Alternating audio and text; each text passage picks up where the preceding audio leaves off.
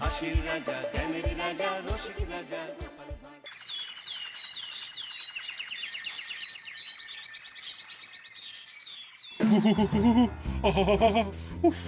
এখনো জ্বলছে। তোমাকে এসে থেকেই দেখছি ঘটিতে আঙুল ডুবিয়ে বসে আছো, কি হয়েছেটা কি? আর বলবেন না মহারাজ, আমার গিন্নি চলে যাওয়ার পর থেকে তো হাত পুড়িয়ে খাই। আজকে সত্যি সত্যি রান্না করতে গিয়ে হাত পুড়ে গেছে, তাই তো? হ্যাঁ মহারাজ, আপনি একদম ঠিক ধরেছেন। বেশ, বুঝলাম, কিন্তু এখনো গোপাল এলো না। মহারাজ, আপনার জন্য একটা পত্র এসেছে। কই কই দেখি।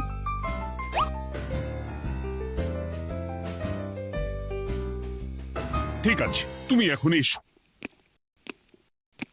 কিসের পত্র মহারাজ? দাঁড়াও, আগে গোপাল আসুক, তারপর বলছি।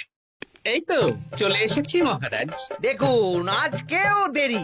আপনি কিছু গোপালকে বলেন না বলে লাই পেয়ে পেয়ে গোপাল আপনার মাথার উপরে উঠে গেছে। আমার নাম কি চুল নাকি যে মাথার উপরে উঠবো? আপনিও পারেন বটে। আমার নিজেরটাকেই চুল নেই। বাদ দাও, শোনো, আমি একটা নিমন্ত্রণ পত্র পেয়েছি। পাহাড়পুর রাজ্যের জমিদার বল্লভ নারায়ণ আমাকে নিমন্ত্রণ করেছেন। এ তো বেশ সুসংবাদ মহারাজ। পাহাড়পুর অপূর্ব সুন্দর রাজ্য, আপনি ঘুরে আসুন মহারাজ।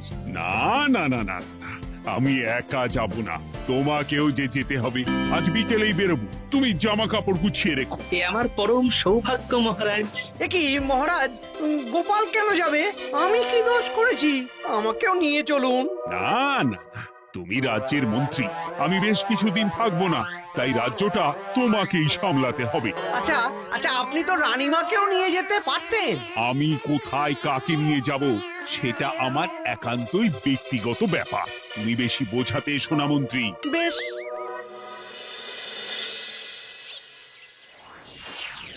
গোপাল গোপাল আর গোপাল, এই গোপালের জন্যে আমাদের কপালটাই মন্দ থেকে গেল। মন্দ না, বলুন বন্ধ থেকে গেল। সব সুযোগ ওই গোপাল পাবে, আর আমাদের বেলা ছাই। আজকেও গোপাল রাজসভায় দেরি করে এলো, তবুও বেটাকে মহারাজ কিছু বললেন না। বলবে কি? উল্টে মহারাজই তো গোপালকে ঘুরতে নিয়ে যাচ্ছেন। পাহাড়পুরে গিয়ে ভালো মন্দ আহার করবে গোপাল, আর আমি রাজ্য পাহারা দেব। হ্যাঁ, ঘেন্না ধরে গেল এই জীবনে। গোপাল যতদিন আছে ততদিন কিন্তু আমরা ওই ফুলে ফেপে উঠতে পারবো না। গোপালের যেন 7 খুন মাপ। আমরা তো বানের জলে ভেসে এসেছি। আপনি তো গোপালকে তাড়ানোর অনেক চেষ্টা করেছেন, কিন্তু কিছুতেই কিছু হয়নি। হবে কি করে? গোপালের একে ওই ক্ষুরোধার বুদ্ধি, তারপর মহারাজের উপর অগাধ বিশ্বাস, দুটো মিলেমিশে এক হয়ে গেছে। মাঝে মাঝে তো মনে হয় বেটাকে মেরেই ফেলি। আমার দু চক্ষের বিষ।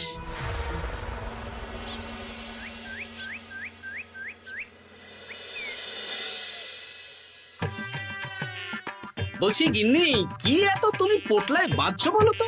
এত দূরের রাস্তা, তাই শুকনো খাবার ভালো করে বেঁধে দিচ্ছি। হ্যাঁ, তা কি কি দিয়েছো শুনি? ভিজে চিড়ে দিয়েছি, মুড়ি, নারকোল কুচো, চিনি দিয়েছি। হ্যাঁ, ব্যাস, আর কিচ্ছু দিতে হবে না।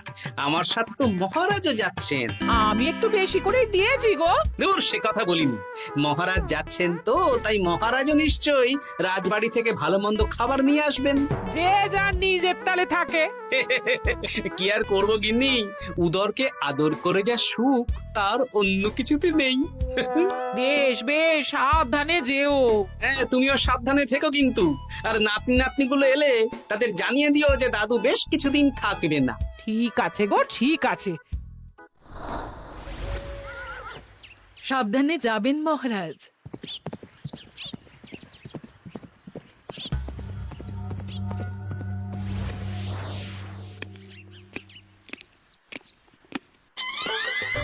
তুমি হুটহাট করে কোথায় চলে যাও বলো তো?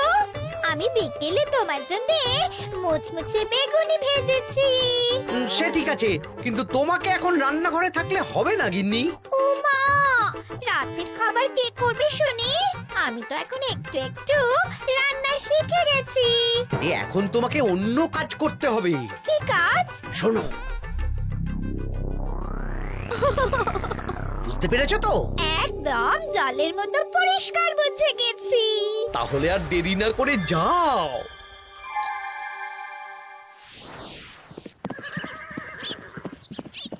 মহারাজ একটা কথা বলতে পারি? বলো গোপাল। আমরা পাহাড়পুর জমিদার বাড়িতে যাচ্ছি কেন? তুই তো জানো আমাদের সেনাপতি এখন একা একাই নিজের সংসার সামলায়। হ্যাঁ, ওই ঘটনার পর থেকে তো সেনাপতির জন্য ভালো পাত্রীও পাওয়া যায়নি। পাহাড়পুরের জমিদার বল্লভ নারায়ণের একমাত্র কন্যা এখন বিবাহযোগ্যা, তাই আমি আর তুমি দেখতে যাচ্ছি। সেনাপতিকেও সাথে নিয়ে গেলে হতো। না, আগে আমরা যাব, মেয়েটা কেমন সেটা বিচার বিবেচনা করে ফিরে আসব। তারপর যদি সেনাপতি রাজি হয় তখন আমরা বাকি ব্যবস্থার দিকে এগোবো, তাই তো?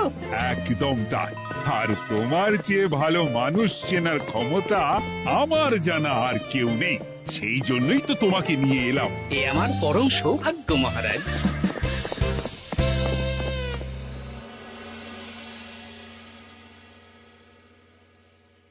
প্রণাম রানীমা। আরে মন্ত্রী গিন্নি যে, বলো বলো। এই কিছু বেগুনি ভেজেছি, তাই আপনার জন্য নিয়ে এলাম রানীমা। সরলা, তুমি ওটা রান্নাঘরে নিয়ে যাও। আচ্ছা রানীমা। মা, এই গয়নাটা পরে কি সুন্দর লাগছে আপনাকে। নতুন নিলেন? না না, বছরখানেক আগে বিবাহ বার্ষিকীতে মহারাজ গড়িয়ে দিয়েছিলেন। একটা কথা বলবো রানীমা? বলো না, কি বলবে? আমার মনে হয় আপনাকে আমাদের মহারাজ না আর আগের মতন ভালোবাসেন না। এ কি কথা বলছো তুমি? খোলা চোখে যা মনে হয় তাই বলেছি রানীমা।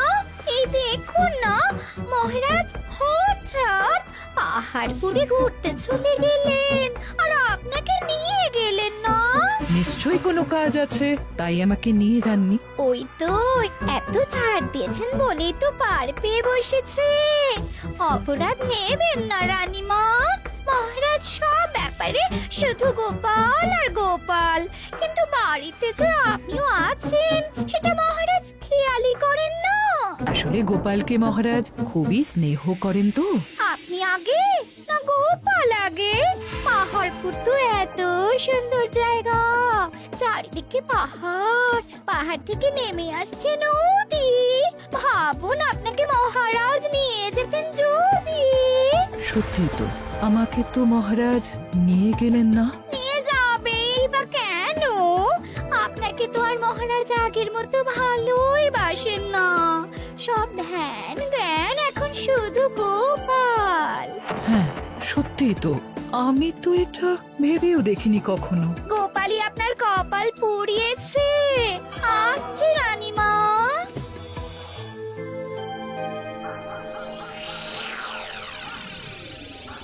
কি গো গিন্নি, আমি যেমন যেমন বলেছি তুমি তেমন তেমন রানীমাকে বুঝিয়েছো তো? হ্যাঁ হ্যাঁ, আমি একেবারে এমন ভাবে কানে পুষ্পমন্ত ঢেলেছি, রানীমার কান মাথা সব সব ভরে গেছে। এবার শুধু মাঝে মাঝে ইন্ধন জুগিয়ে যেতে হবে, বুঝলে? তারপরে তোমার পথের কাঁটা ফাঁকা হয়ে যাবে। আর একবার গোপাল সরে গেলেই আর কোনো চিন্তা নেই। দু হাত ভরে রোজগার করবে গো।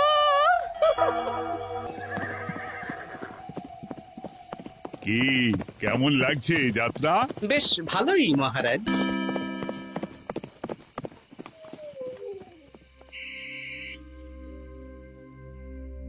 রানীমা, খাবার কি আমি এই ঘরে নিয়ে আসবো? না, আজ আমি কিচ্ছু খাবো না, কিচ্ছু না, খিদে নেই, যাও। এ কি রানীমা, আপনি তো সেই দুপুরের পর কিছুই খাননি। তোমাকে একবার কিছু বললে তুমি বুঝতে পারো না? বলেছি তো আমার খিদে নেই, আমাকে বিরক্ত করো না, যাও।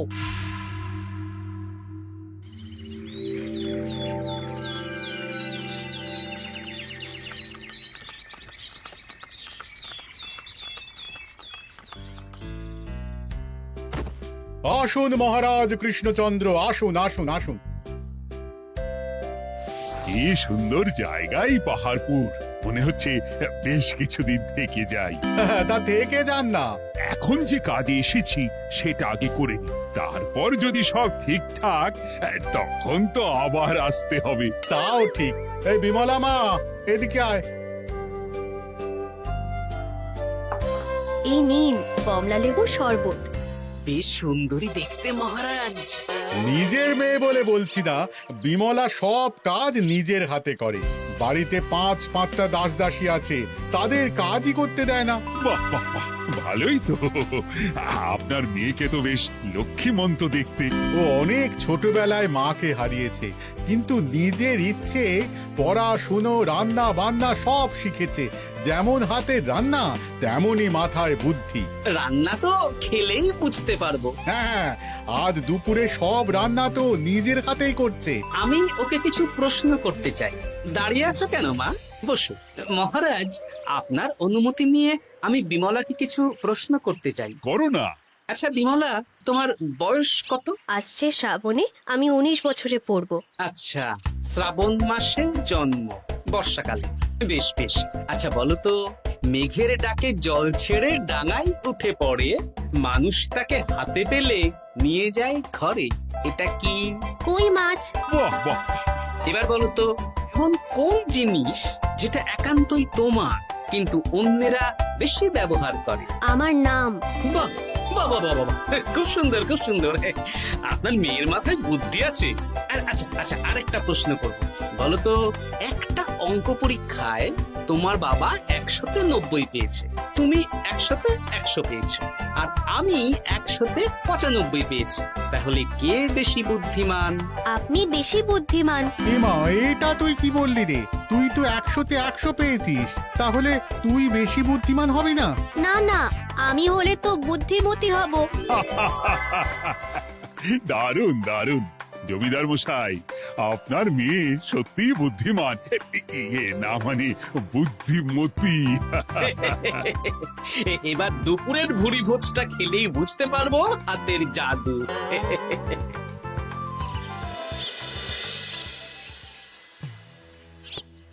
রানীমা, বেলা হয়ে গেছে, এভাবে না খেয়ে থাকবেন না, আপনার শরীর খারাপ করবে। তোমাদের মহারাজ আসুক, তারপরে খাবো।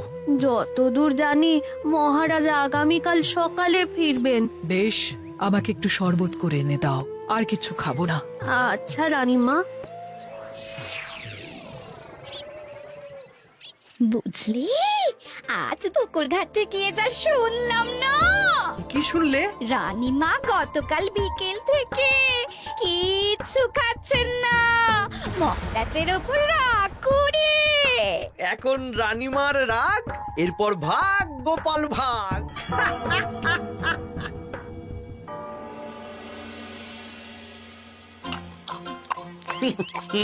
সত্যি বিমলা, তোমার হাতের রান্নার কোনো তুলনা নেই মা।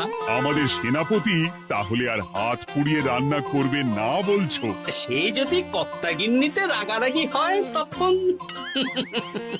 মা আমার লজ্জা পেয়েছে। তা আপনাদের কোনো আপত্তি নেই তো? কি যে বলেন, আপনার রাজ্যের সেনাপতি বলে কথা। বলছি, বিমলাকে তো আমাদের সেনাপতি দেখলো না, তাহলে? বিমলার একটা তৈলচিত্র আছে, আমি আপনাকে বরং সেটা দেব, আপনি ওনাকে গিয়ে দেখাবেন। সেই ভালো হবে, আমাদের খুব পছন্দ হয়েছে। তাহলে সেনাপতি রাজি হলে আমরা বিবাহের তারিখ চিঠিতে জানিয়ে দেব। আচ্ছা মহারাজ।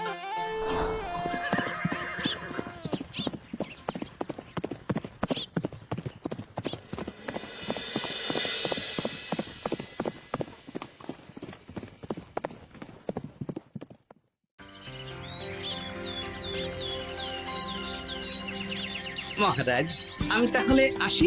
যাওয়ার পথে আমি সেনাপতির সাথে কথা বলে নেব। হ্যাঁ হ্যাঁ গোপাল, এসো।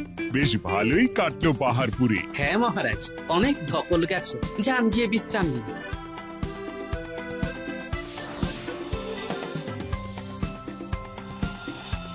কি সেনাপতি, পছন্দ তো? হ্যাঁ, খুব পছন্দ হয়েছে গোপাল।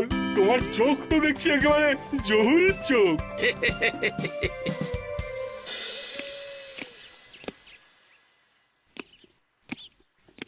চিরটা কাল আপনি ওই গোপাল গোপাল করে কাটিয়ে দিন। কি হলো? রানীমা গত পরশু থেকে কিচ্ছু খাননি, গতকাল একটু শরবত খেয়েছেন শুধু। কেন, কি হয়েছে? দেখুন মহারাজ, সহ্যের একটা সীমা আছে। আরে, আমার তো কিছুই মাথায় ঢুকছে না। মাথায় শুধু গোপাল থাকলে আমার কথা ঢুকবে কি করে মহারাজ? আপনি আমাকে আর আগের মতো ভালোবাসেন না মহারাজ। এসব কি বলছো রানী? ঠিকই বলছি। আপনি খেয়ালই করেননি যে আমি গলায় আপনার পছন্দের পান্নার হার পরেছি মহারাজ। আরে আমাকে বলার সুযোগ দেবে তো। দেখুন, আপনি পাহাড়পুরে ঘুরতে গেলেন, গোপালকে নিয়ে গেলেন। আমারও মনে হয় কোথাও ঘুরতে যাই মহারাজ। আরে গোপালকে নিয়ে যাওয়ার প্রয়োজন ছিল, তাই নিয়ে গেছি। গোপাল তো আপনার প্রিয়জন, তাই ওকেই আপনার প্রয়োজন। আমি তো কেউ না।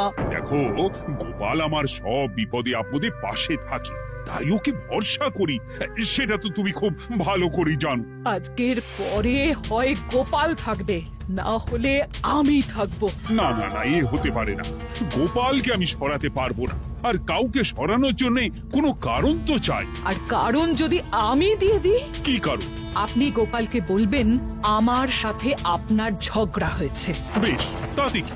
আপনি গোপালকে বলবেন ও যেন আমাকে বলে আপনার কাছে ক্ষমা চাওয়ার জন্য, আর আমি ক্ষমা চাইবো না। ব্যাস, আপনি এই সামান্য কাজটা গোপালকে করতে না পারার জন্য ওকে তাড়িয়ে দেবেন। ওকে মাত্র 7 দিন সময় দেবেন। ব্যাস। ঠিক আছে, আমি এক্ষুনি গোপালকে ডেকে পাঠাচ্ছি।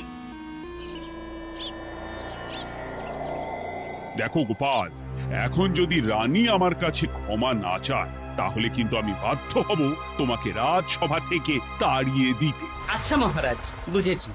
রানীমা আপনার কাছে ক্ষমা চাইবেন, কিন্তু তার জন্যে আপনাকে আমার কথা মতো কিছু কাজ করতে হবে মহারাজ। কি কাজ বলো? বুঝেছেন? হ্যাঁ। না গোপাল, আমি মহারাজের কাছে ক্ষমা চাইতে পারবো না। দেখুন রানীমা, আমার মনে হয় আপনার ক্ষমা চাওয়াই উচিত। পুরুষ মানুষের মন বলে কথা, যদি বেশি দিন আপনি মহারাজের সাথে এরকম তিক্ত সম্পর্ক রাখেন, তাহলে কিন্তু মহারাজের মন অন্যদিকেও চলে যেতে পারে। এমনিতেও কি গোপাল? কিছু না রানীমা, শুধু এটুকু জেনে রাখুন, রাজবাড়ির মাঠে বাঁশ বাঁধা হবে। মানে কেন?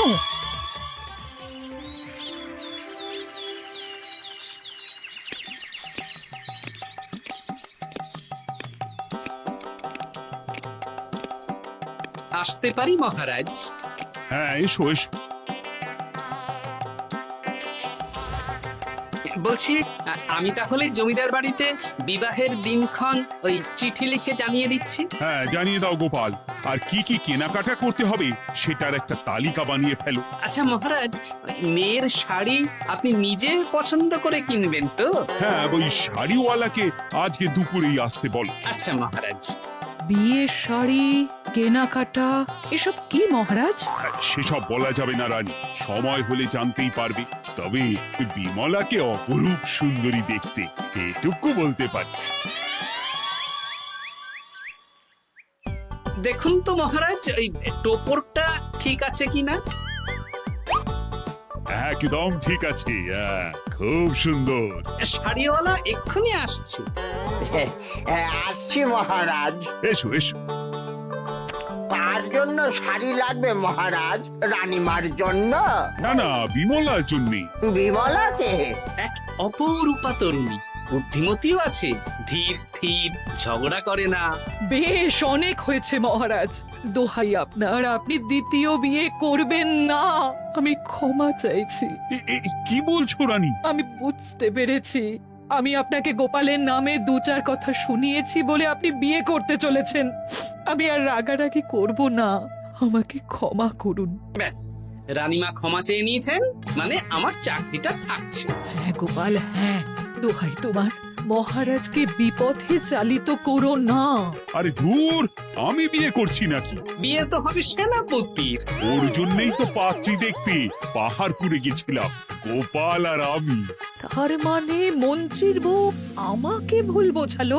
আবার মন্ত্রীর কোনো ষড়যন্ত্র হবে, ওকে না নিয়ে গিয়ে গোপালকে নিয়ে গেলাম বলে। সেনাপতির বিয়ের আগেই আপনি মন্ত্রী মশাইকে ধোলাইটা দিয়ে দিন। ঠিক বলেছ রানী, তুমি বরং শাড়ি পছন্দ করো, আর আমি চললাম মন্ত্রীকে ধোলাই দিতে।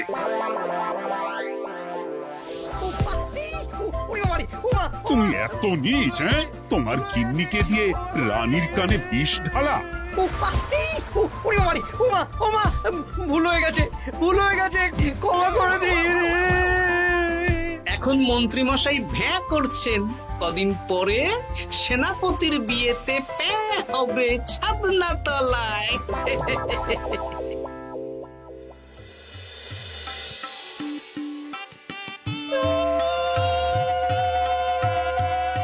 এবার মালা বদল হবে। এবার বুঝবে মালার কি জ্বালা। কি বললে? হ্যাঁ?